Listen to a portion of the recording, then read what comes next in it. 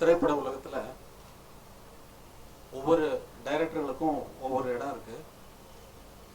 அதுல இப்போ நமக்கு பாலு மகேந்திரா போனதுக்கு அப்புறமா தெரியுது அவருடைய இடம் எதுன்னு. நமக்கு அவரு கொஞ்சம் கூட தன்னை இந்த சினிமாவுக்காக விட்டு கொடுக்காமல், அதாவது காம்ப்ரமைஸ் ஆகாம அவர் நினைச்சதையே கடைசி வரைக்கும் கொண்டு செலுத்தி அவர் படங்கள் அதே மாதிரி தனியா நிக்கிறது இல்லையா. நமக்கு எந்த விதத்திலையும் காம்ப்ரமைஸ் ஆகாம இதுல வழி தவறி போன டைரக்டர்கள் வந்து நிறைய பேர் இருக்காங்க. வழி தவறினா வாழ்க்கையில நல்லா இருக்கலாம், கேரியர்ல நல்லா இருக்கலாம், ஆனா படைப்புகள் அப்படின்னு வரும்பொழுது அதுல தரம் குறையாம இருந்தவர் பாலு மகேந்திரா.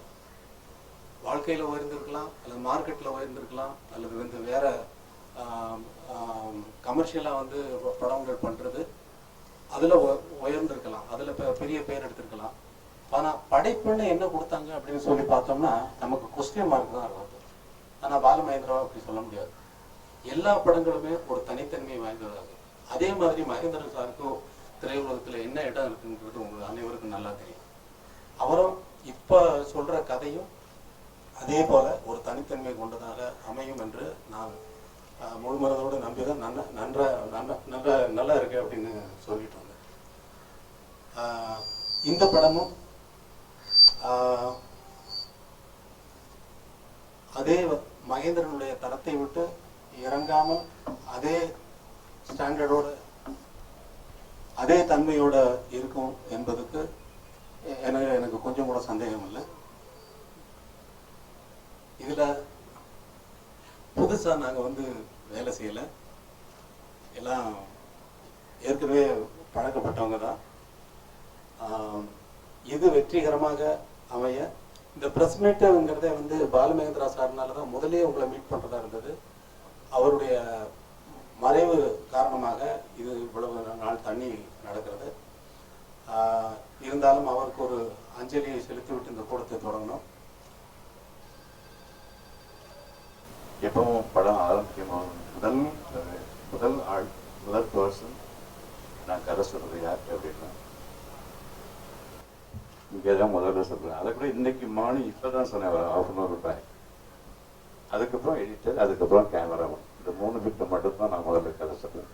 வேற யாருக்கும் நான் கதை சொல்ல மாட்டேன். ஸ்டோரி ஐடியா முதல்ல இங்கதான் ஆரம்பிக்கும், வேற யாருக்கும் நான் சொல்லணும். ஸோ அது டைட்டிலையும் வருதான் சொல்லப்போனா எல்லாரும் மெய்சைட் தானே இருக்கு, இளையராஜா அவர்கள் அப்படின்னு நினைச்சிட்டு இருப்பீங்க. இதுக்கு டைலாக்கே அவர் தானே. எப்பவுமே என் படத்துக்கு டைலாக் இருந்தது இளையராஜா அவர்கள் தான். டைலாக் நீங்க என்ன புரிஞ்சிட்டு இருப்பீங்கன்னு தெரியல. அப்படியே பேக்ரவுண்ட் ஸ்கோர் தானே என் படங்களுக்கு நான் டைலாக். எல்லாம் சைலண்ட் ப்ரொஃபஷன்ஸ் எல்லாம் வந்து அர்த்தம் சொல்றது இன்டர்பிரட் பண்றாங்க யாரு, அவருடைய பேக்ரவுண்ட் ஸ்கோர் தான். ஈவன் டைலாக் இருக்கிற சீன்ஸ்ல கூட அது என்ன சொல்றது, ஒரு அந்த காட்சியுடைய உயிரை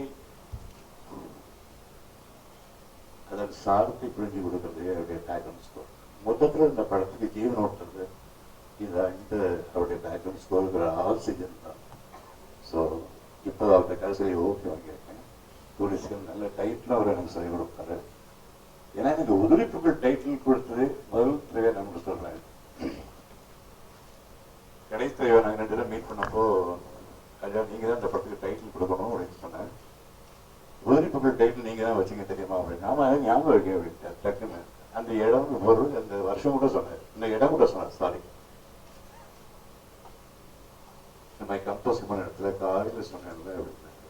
அதனால நல்ல டைட்டில் கொடுப்பாரு. அதாவது நல்ல படம் கொடுக்கக்கூடிய பொறுப்பே ஜஸ்ட் ஒரு இம்பார்ட்டன்ட். அந்த இம்பார்ட்டன்ஸை நான் கொஞ்சம் நான் மறக்கிறேன்.